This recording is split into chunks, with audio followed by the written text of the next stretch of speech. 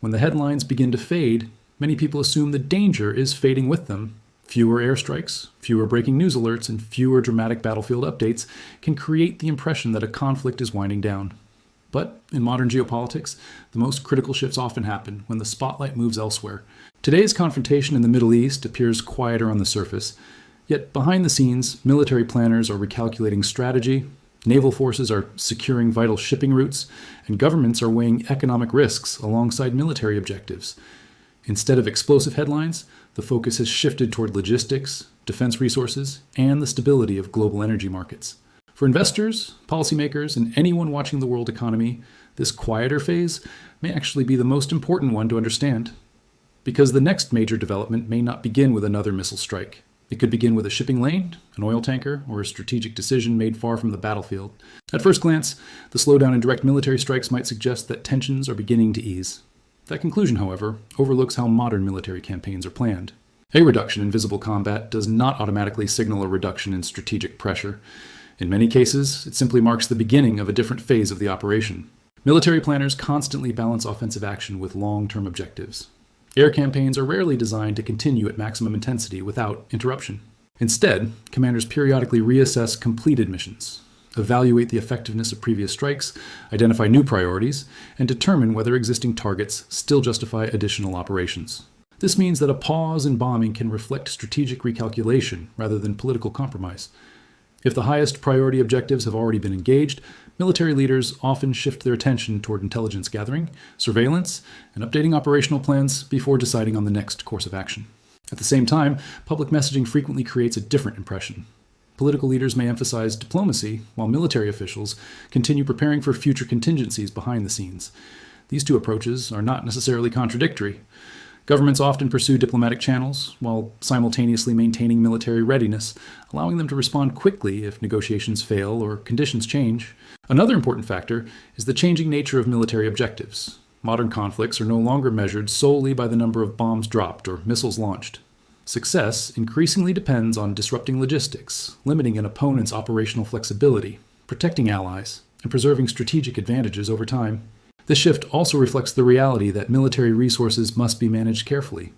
Every operation carries financial costs, logistical requirements, and long-term consequences.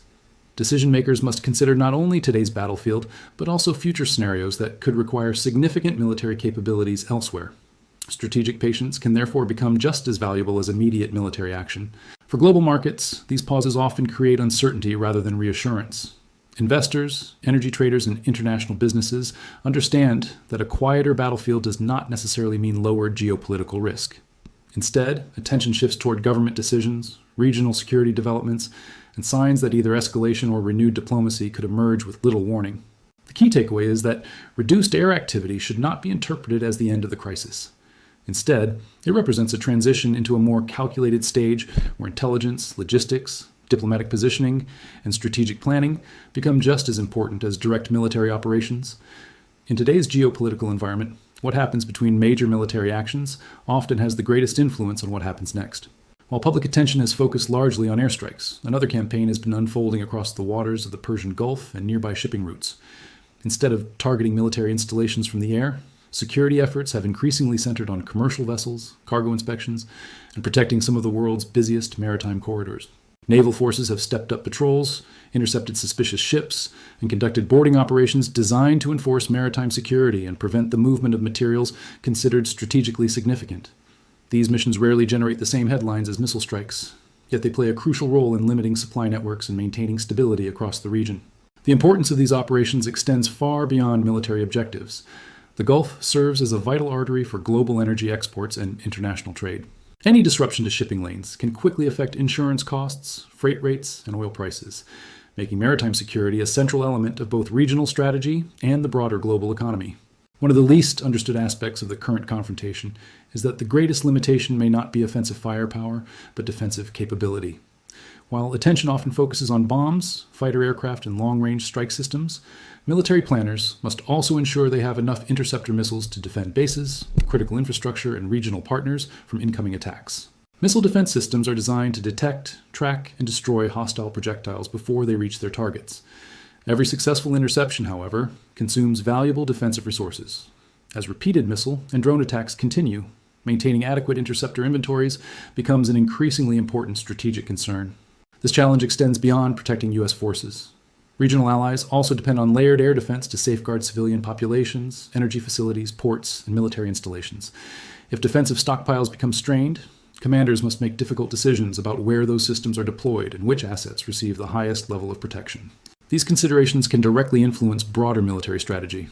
Rather than reflecting a shortage of offensive weapons, a slowdown in certain operations may represent an effort to preserve defensive capacity while maintaining flexibility for future contingencies. In modern warfare, the ability to absorb and repel attacks is often just as important as the ability to launch them, making interceptor inventories a critical factor in every major strategic calculation. Military strategy does not operate in isolation from economic reality. One of the most important variables influencing policy decisions is the price of crude oil. As energy markets react to geopolitical tensions, governments must weigh military objectives against the broader impact on inflation, consumer confidence, and economic stability.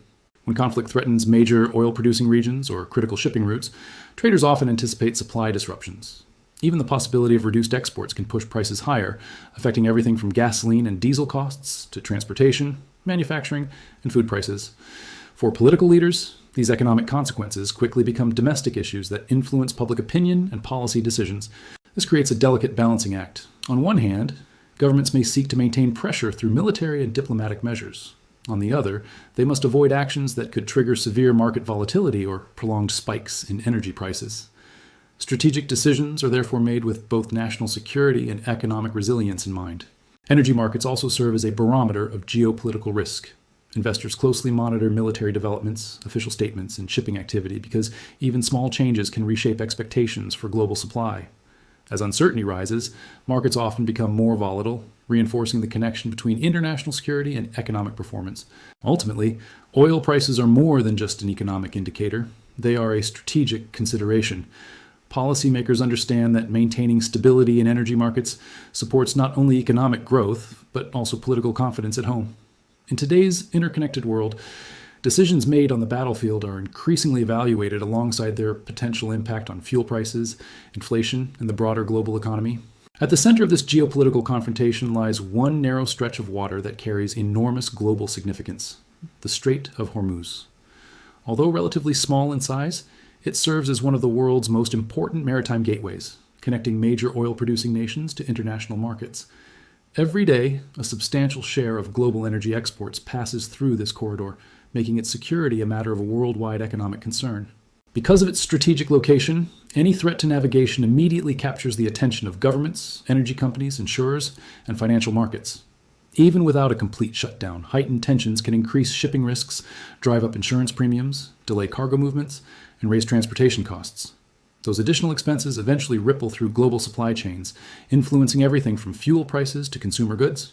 For policymakers, protecting the Strait of Hormuz is about far more than regional security. It is about maintaining confidence in global trade and ensuring that energy supplies continue moving without major disruption. A prolonged interruption could tighten oil markets, increase inflationary pressures, and create uncertainty across international financial systems. This explains why the waterway remains at the center of strategic planning. Regardless of how military operations evolve, the ability to keep this vital shipping route open will continue to shape decisions made in capitals around the world, making the Strait of Hormuz one of the most economically significant locations on the planet. One of the defining features of this conflict is that it is being fought not only through military operations, but also through competing public narratives. Every major government involved is attempting to shape international opinion by presenting its own interpretation of events, its objectives, and its justification for future actions.